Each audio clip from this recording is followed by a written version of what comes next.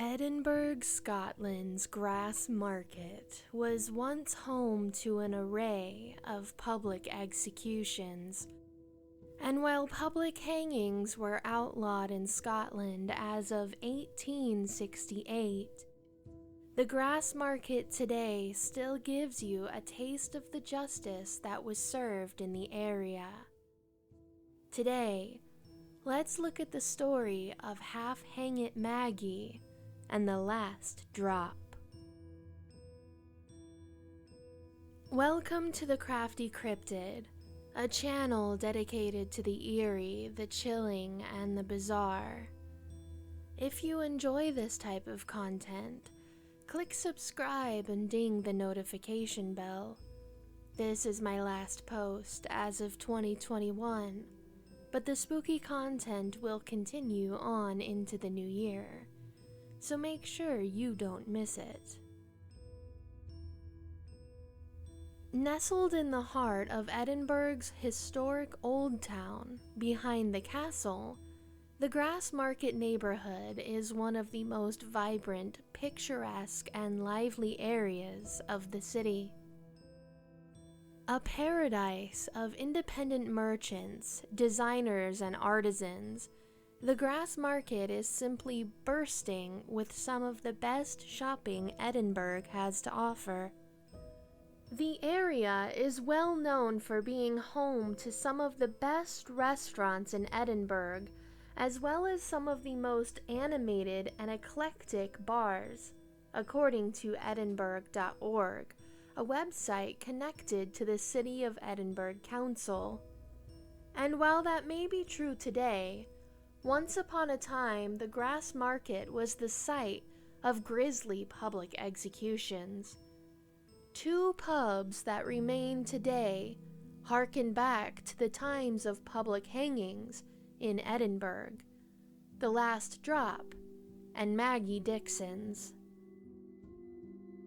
In the windows of The Last Drop, you can clearly see nooses tied up as a sort of macabre decoration that alludes to the pub's history. In the 18th and part of the 19th century, these nooses were real. The Last Drop became the location where a criminal was offered his last shot of whiskey before the gallows. Because of the pub's dark history, one might not be surprised to find that it is supposedly haunted by a, quote, resident ghost in the form of a young girl who has been known to play pranks on customers and staff, unquote. Just down the road from The Last Drop is another pub with an interesting history and a name fitting for what took place on the site in the late 18th century. Maggie Dickson's is so named after the woman herself, Margaret Dickson. Now, there is some discrepancy in the stories told about Maggie Dickson, but all of the tales have the same theme and ending. When Margaret Dickson was roughly 22 years old, her husband left her. Some sources say that he joined the military, while others say he simply abandoned her.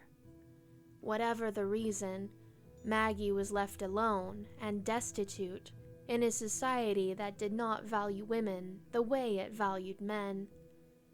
Left with nothing and nearly starving, Maggie needed to find work to support herself, so she began laboring as a domestic servant in a local inn.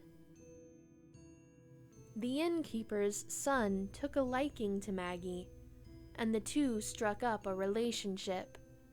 Eventually, that resulted in Maggie becoming pregnant. Fearing that this pregnancy would cause her to lose her job, and thus her only way of supporting herself, Maggie kept her condition hidden. This was known as a concealed pregnancy and was highly illegal at the time. If a woman concealed her pregnancy, She was risking her life and the life of her unborn child. Health officials needed to know the condition of the mother and the child in case something unfortunate were to happen, especially given that pregnancy was much more dangerous in the 17 and 1800s than it is with today's modern medical practices. Concealing a pregnancy was punishable by death, but Maggie felt she had no other option, given that her own husband had abandoned her. A few months into the pregnancy, Maggie unfortunately gave birth prematurely. Some sources say that she killed her own child, while others say he was simply stillborn or died very quickly after being born. Knowing that if she had a proper burial for her child, she would be found out, Maggie decided to place her deceased child in the River Tweed.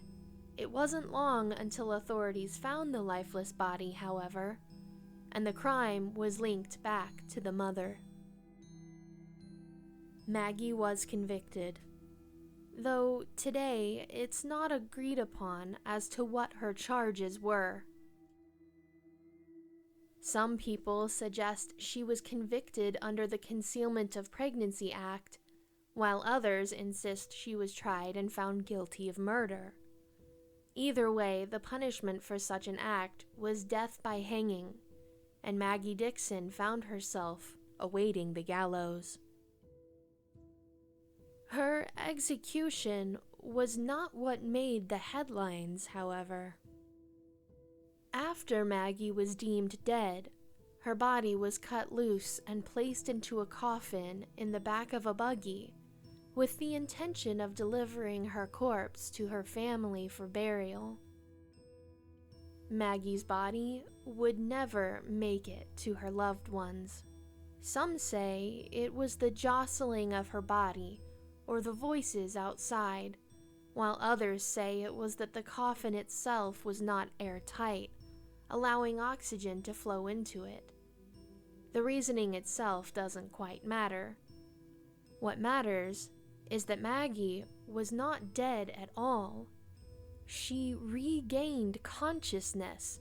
In fact, she lifted the lid of her own coffin and shocked the crowds. In some versions of the story, the lid remained in place, but she began banging on the coffin walls and shouting. No doubt, this sight of a resurrected criminal traumatized many innocent passers-by.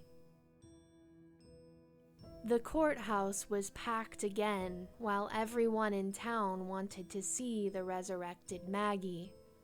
But the Edinburgh courts decided it was God's will that she did not die, so they let her go, considering she had already technically fulfilled her sentence.